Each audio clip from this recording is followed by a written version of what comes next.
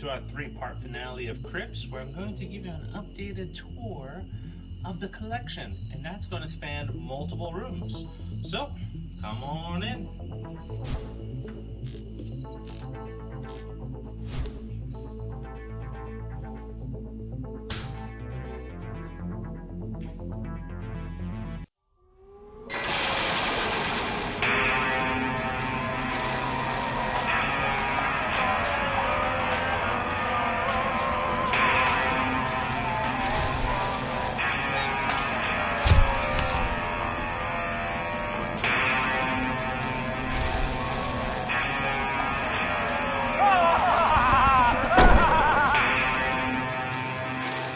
Thank you for joining us for another episode of Crypts. Again, it is a three-part finale because we have a lot of stuff to look at, and putting it all into one video is just not fair for anybody that's going to be watching it, because it'll probably be well over an hour. So we're going to break things up into the upstairs, the entrance to the downstairs, and on next week's episode we're going to talk about our video store and arcade alley, and then the grand finale will be the entire collection.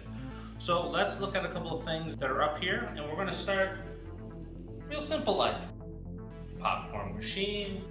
Gotta have that popcorn. This one's a little bit of a pain. It's our second one that we have. It's by Nostalgia, and what I don't like about it is that little canister inside. It gets jammed up pretty often. The smaller one works perfectly, not like this one here. And then here you have some movie theater snack themed Funko. So we have the Slush Puppy Dog, we have Hershey Kisses, which I don't think they ever sold in a movie theater. And then you have the Hot Tamales. Now, Funko has 5 other Funko figures that are movie theater themed that are coming out that I really want, but they keep pushing it out by a year. So there is the popcorn bucket and movie theater cup, and then there's 3 more box candies that are getting released. So hopefully this January they will start to come out so that we can complete this collection of movie theater themed Funkos, and then hopefully we'll get the intermission snack Funkos created. Now we're going to talk about something that I really like, something that I do with my entire family. If you got a chance to check out the Scream board game review, I talked about how when I was younger, didn't really get a chance to play board games with anybody because I was an only child and my parents only really played Monopoly and Sorry once in a while. So I had all these cool games, never got a chance to play them. Now, being older, married, and having 4 kids, I get to play these games. So we're going to talk about just the horror games that are on this rack. And we're going to save this guy for last. We're going to start right here at the top. We have a fun little indie board game by Bright Light Games, Mixtape Massacre and its sequel. The game is set up in the 1980s where up to 6 people play as slashers that need to be the first to rack up a body part count of 10 or be the last slasher left alive. The board is set up similar to Clue. Slashers have to navigate around the town of Tall Oaks to collect souvenir cards to build their monster. Each character is based on an iconic horror villain like Freddy, Leatherface, Samara, etc. Now along the way, you will encounter survivors by landing on spaces with killer scene cards. These survivors will either be open for a kill or be ready to fight, so you'll have to roll the dice to determine the outcome. If you get a kill, you can go on a killing spree and continue your turn until you are stopped. Then there are killer track bonus cards that instruct you on certain things to do throughout the game. There are several expansion packs for this, and there is a sequel, Escape from Tall Oaks, where you get to combine the 2 boards and play as either survivors or slashers, or just play a game where it's only survivors. This is a great game for everybody to play, and I highly recommend picking it up.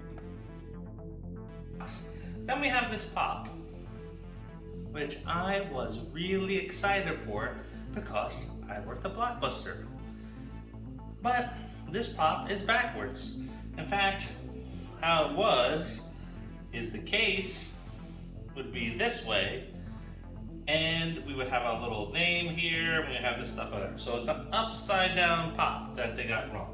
But it's Blockbuster, I have to own it. Let's move into the real slasher board games, or as you can see we have Jaws in there too.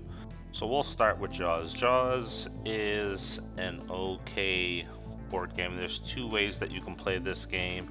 You can either be going around the island as Jaws looking for victims, or you can be on the orca trying to survive a Jaws attack. Game is okay. The next one we have is Friday the 13th, Horror at Camp Crystal Lake. This came out in the middle of the pandemic. Very fun game where you have to survive a night at camp or several nights at camp before Jason kills you. We have Screen the Game by Funko. Recently did a review and tutorial on how to play this, so go check out that video. We have two Shining games. So we have the first Shining game. This game is gorgeous. It is by Prospero Hall.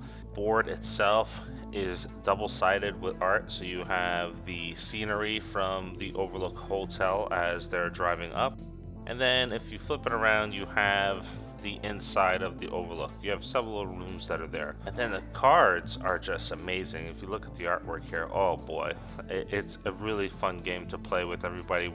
The second one, which is Escape from the Overlook Hotel, have not played that one.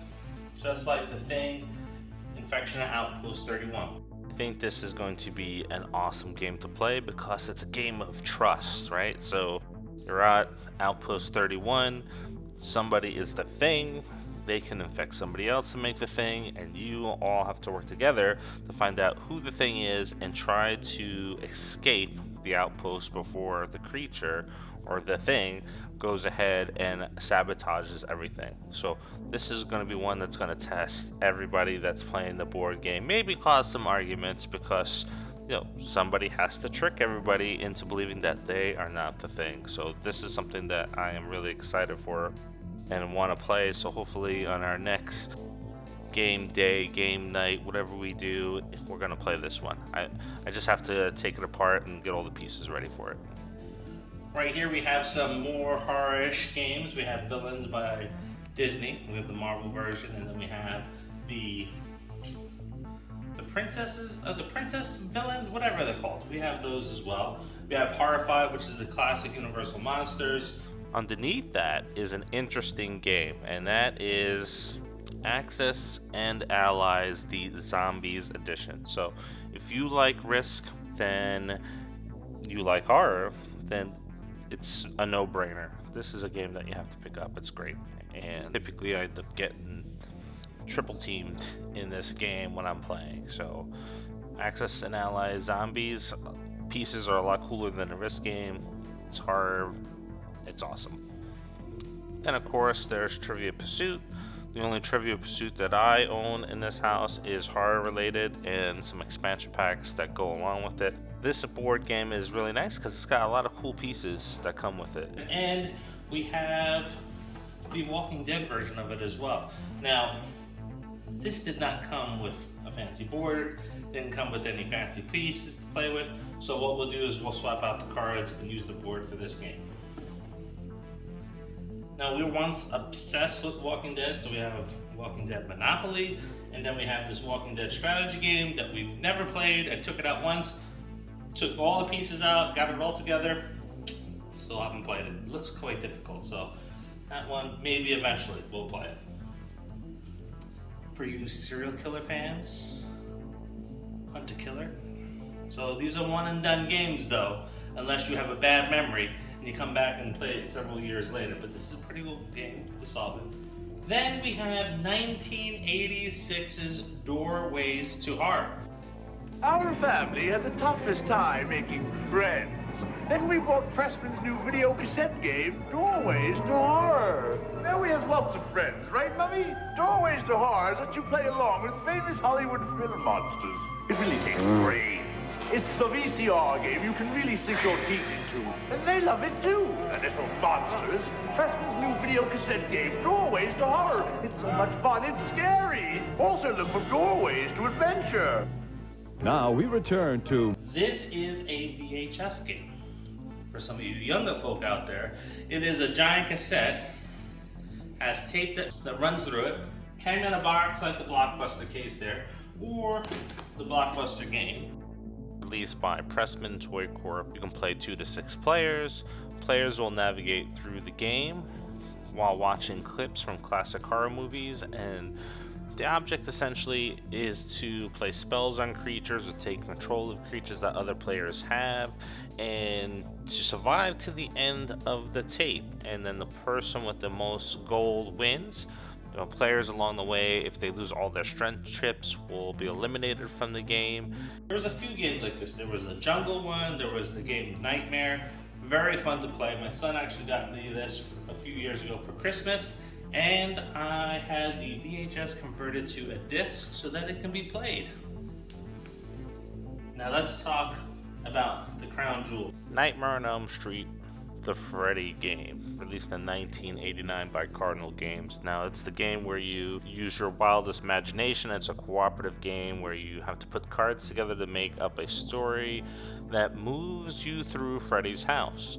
And you have to get Freddy before he gets you. Now, the problem is you don't know which player is Freddy. So, just like the Thing game, you have to figure out Freddy is. Only Freddy can jump from player to player in this one.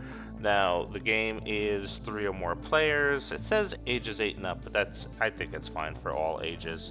You collect weapons and special cards as you're going along. There's even cards that are the player's worst fears, so somebody might be afraid of snakes, etc. There are a set of 52 cards that come with it.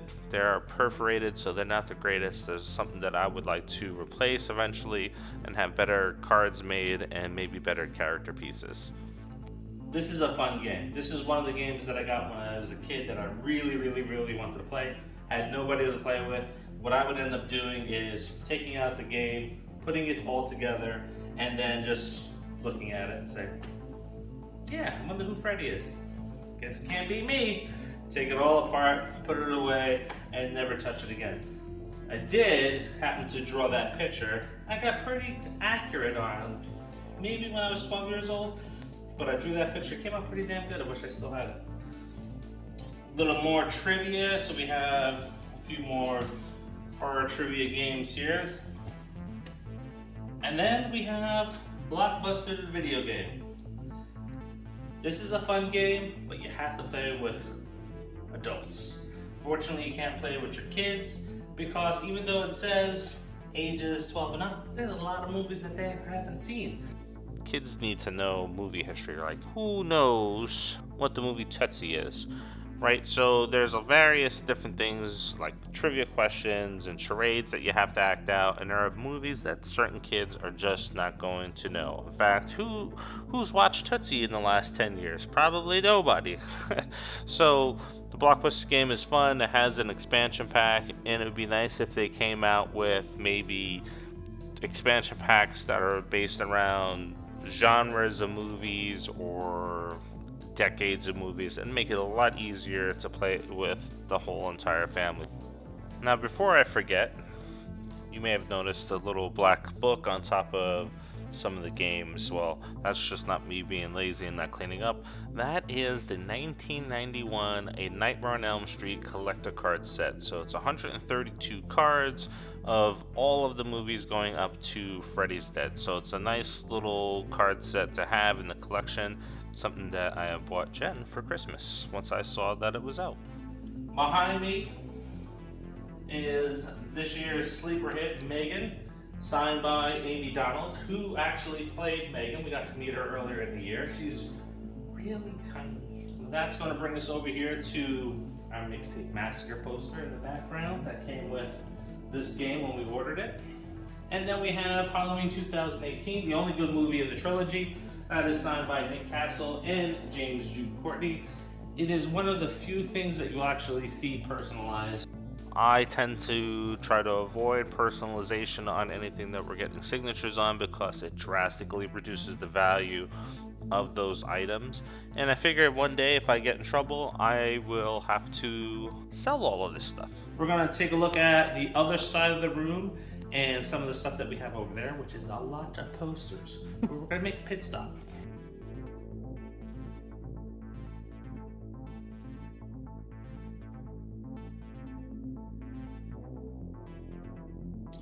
So we talked about the Scream Cinemark exclusive popcorn head bucket. Well, this is from AMC. Now, I don't have an AMC theater that is by me. I wanted this bucket because I want almost anything that is Scream related. And last year during the pandemic, when Scream 5 came out, this bucket was released, and a drive-in theater, Chief Drive-In in Oklahoma, was selling these online. So I just missed out on picking up the Scream 5 buckets, but I was monitoring their Facebook page very closely to get this bucket, and they went ahead and sold it. They actually sell some of their stuff online, so go ahead and take a look at them. Chief Drive-In Theater. So if there's certain merchandise that you like to collect from the theaters, they sell it online. So, and they're very friendly to work with. Let's go take a look at some posters. Alright, I love movie posters. Been out on my own since I was 19, so is Jen. And that was one of the things that we had in our living room when we got our first place, was posters. At the time, it was Braveheart and The Crow. There was other ones, I don't remember what they were. Jen's on camera. Jen, do you remember what they were? No, I don't. So, since I don't have them anymore, the posters that I have up on the walls, the ones that we've seen already, these are one sheet posters, so they're from the movie theater itself. So they're 27 by 40, so they're pretty big. And the first one that we have is last year's Black Phone, which was shocking. I didn't think it was going to be that good. Starring Ethan Hawke, and that movie made $161 million on an $18 million budget. But it did not top the Blair Witch Project. Now, some may not recognize this poster. This is the alternative poster that was released in the theaters instead of the one that is now famous and we see on the VHS tape and we see all over the place, which is Heather's face underneath the trees. So this is the inverted view of the forest, and we originally got this because we were supposed to get it signed by the cast, but there was a rogue horror con that was starting up that didn't pay the hotel and canceled the week before we were supposed to go down to get this signed. This is the first movie that Jen and I ever seen twice in the theaters in 1999 when it came out, so that's aging us a bit. Before this movie broke, the buzz about this movie being potentially real was mind-blowing. In fact, one of the things that they did back then was they released a documentary 2 weeks ahead of time on the Sci-Fi Channel called The Curse of the Blair Witch.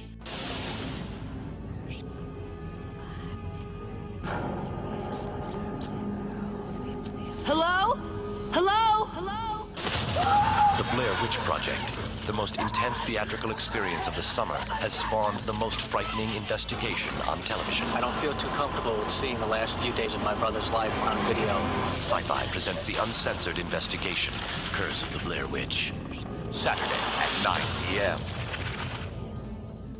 Behind me, Everything, Everywhere, All at Once. It's not up there because it won the Oscar. It's up there because if you did get a chance to see our review on it, it is probably one of the best films of all time because it's going to hit you in the feels. It's got action, it's funny, it's got Data from the Goonies. Great movie. So we saw that, I think, 5-6 times in the theaters because we had the pass. So when there was nothing to see, it's like, hey, let's go check it out again because it's that damn good. We even left a movie and went and saw that. Wasn't that summer camp movie or whatever? Yes. Family Bible camp? No, family camp. Yeah, we left and went into the theater to see that instead. Oh my God. Family Camp is the only movie we ever walked out of, and we seen Fun with Dick and Jane and Eon Flux in the theaters. So that's saying something about that one. So we're going to swing over to the other side of the room where we're going to check out a few more posters.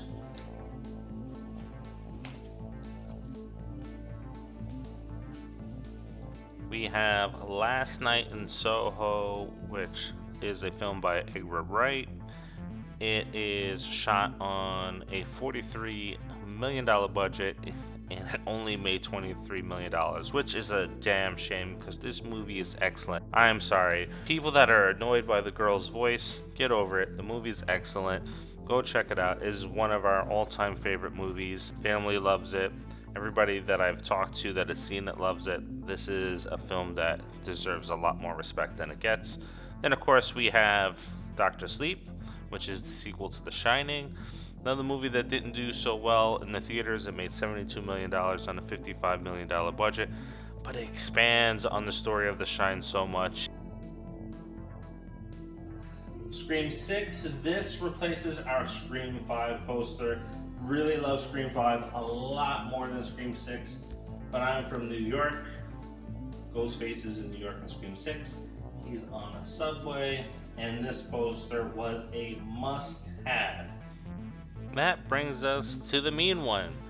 Now, this is signed by David Howard Thornton of Art the Clown fame, and Stephen LaMorte, the director of this film, who we've had on our channel 2 times, so go and take a look at those videos. I don't know who else signed it. There's a few signatures on here, and I have the slightest idea who signed it because the Regal sent us this poster because we were having some issues with our app and it was preventing me from picking up things with my rewards points. So to make it up to me, they sent me this poster. This comes out on October 3rd for streaming. By the time that you watch this, it may already be out.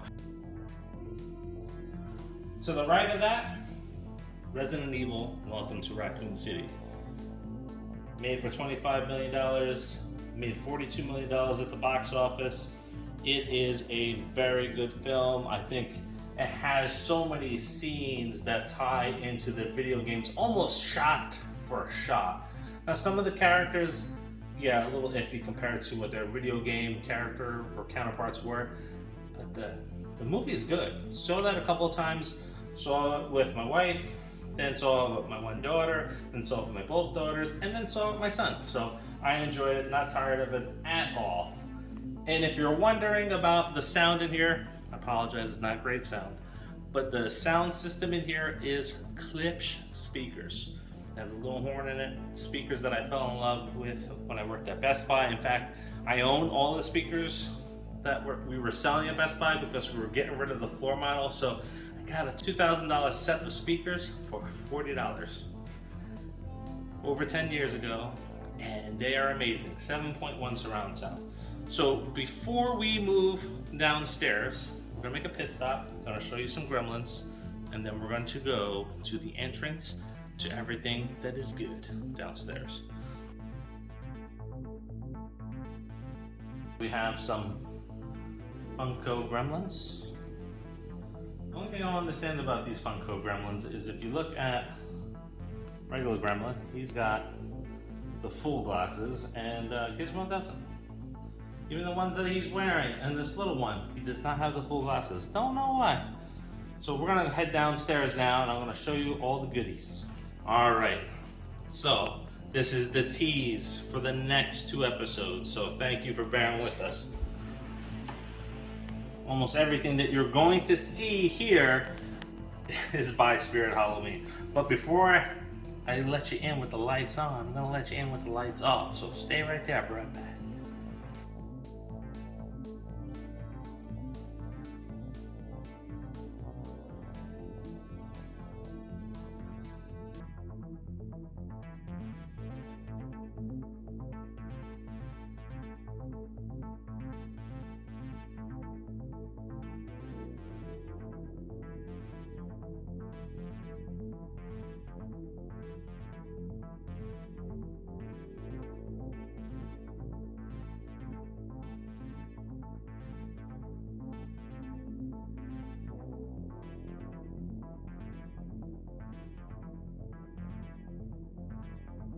All right, now it is time to turn the lights on.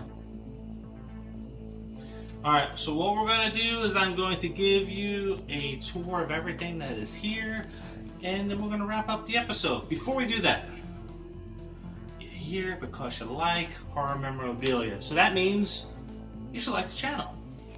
And don't forget, subscribe if you're not, and share it along with your friends. So let's go ahead and dive into these things. Alright, so hanging on the walls, what you can see is a Loot Crate Texas Chainsaw Massacre Leatherface apron. I think it's Loot Crate. Could be Bandbox as well. We have the Bates Motel sign from Spirit Halloween, and then we have this awesome poster that was being sold at Blockbuster before it went out of business, and this is an acrylic Batman The Dark Knight poster. I could not afford this at the time when it first came out, because back then $25 to $30 was gas for the week. It was a few meals. So essentially, when I had the opportunity, I tracked it down, bought it, loved this poster. Joker is one of my favorite villains. We then have the Beetlejuice sign, which is also by Spirit of Halloween. Had to get it once I saw that it lit up. We have the Three from Hell poster, which is signed by a few people. So that is signed by Bill Moseley, Richard Brake, and Jeff Daniel Phillips. The Scream poster. Now this is one of the crown jewels in our collection. It is a film cell from Night of the Living Dead, and it is signed by George Romero.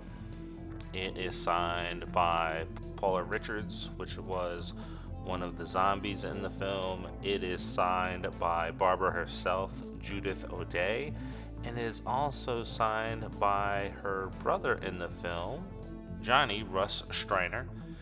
He actually called their son from the convention to have a conversation about filmmaking with him, which was pretty cool. And it is also signed by the little girl zombie, Kira Schoen. Hopefully I said that last name correctly. If I didn't, I apologize. I'm horrible with last names. And you can see some Spirit Halloween Killer Clowns masks. You'll see a lot more Killer Clown stuff very soon. Up top, we have a It poster. I love this poster, fell in love with it. It is signed by several of the cast members from the movie. Be nice to get Skarsgård to sign it eventually. Maybe he'll start doing some cons. I don't think he's a big enough name where he can look down on it and say, I'm not going to do cons, because there's certainly a lot bigger actors that have been to cons, which we'll talk about shortly. Underneath that is a poster, well, not a poster, it is a Camp Crystal Lake sign that is signed by several of the survivors in the film. It is not mine. It is my son's. He just has nowhere to hang it, so I cropped it and have it on display in my hall. When he wants it back, I will replace it. It won't be signed. I don't plan on getting it signed. I just love the Camp Crystal Lake sign. The wooden sign, another Spirit Halloween item from Jaws. We then have the Stranger Things canvas, which I'm almost regretting that I have, because it has a few of the signatures on the canvas. It has Mark Steiger, who is the Demogorgon. It has a few of the kids from the show. It doesn't have Millie Bobby Brown because she doesn't do horror conventions around here. She does a lot of local signings, and from what I've seen, stuff on the West Coast. So maybe one day I'll get the signature on it, and then I'll feel a little bit better. Okay, let's take a look at what we have around the corner before we talk about what is on the back wall. Spirit Halloween Trick or Treat picture, Sleepaway Camp, Knee-High Horror foam poster, signed by Felissa Rose and another cast member, and then another wooden sign from Spirit Halloween, and above that is a tin sign from It. I like the wooden signs from Spirit Halloween. I think they look a lot better than the tin posters that you can get, which bend really easy. We have an Identity canvas poster signed by John Cusack, one of the bigger names that I was just mentioning. And then we have a Kate Beckinsale Underworld film cell signed picture. We got a chance to meet her. Unfortunately, we didn't get a chance to take a picture with her because we weren't doing photo ops at that time. Then there's the movie Driven. Oh, yes. You doing all right tonight? Fine, thanks. And where are we heading? I have a very specific plan, and I intend to stick to it. Done. On to the next address. How many more stops did you say? Start driving. Sure, the thing is... Now! What was that? It was a demon, for the lack of a better term. And now I lost my talisman, and I'm just really playing everything by ear here. No. I should have thrown you out of my car as soon as you got rude about the radio. But you didn't, because there's something inside of you that is called to help me. Get out of the car. You sensed the need to serve a greater good, and you answered it. Get out of my car. You're an essential part of this. And you're still giving me a big tip. If we live through this, you won't care about any of those things anymore. Yes, I will. Fine. I can't believe I've hit 2 people with a tire iron.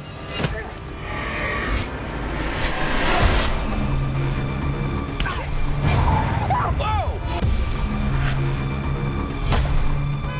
Right here, buddy. Go! Drive! What is a turd spoon? It's exactly what it sounds like. I have no idea what it sounds like. It's very distracting to have that in the back of my brain. Some storyboards from the movie Driven from the director himself. Great movie. If you haven't checked it, go find it online. We then have the cast sign Dexter film cell. Yeah, so I went ahead and mounted it on that whiteboard just to make it pop a little bit more, and I love that one. So it is signed by C.S. Lee, who played Masuka. I used to have an app on my phone of his comments and laughs. I thought it was funny. David Zayas, who played Batista. We have James Remar, who played Harry. Jennifer Carpenter, who played Deb. And Michael C. Hall, who played Dexter. Dokes, played by Eric King. And then at a different show, we got Julie Benz, who played Dexter's wife, to sign. We have one of my bigger purchases when I first started going to cons, and that is the face hugger from Aliens. Now moving on to our Terrifier 1 poster. There's a lot of names on here. I've been getting this poster signed since 2019. Everybody's on here. The police officers. I think I just need like a pizza guy or something like that, and then this poster will be complete.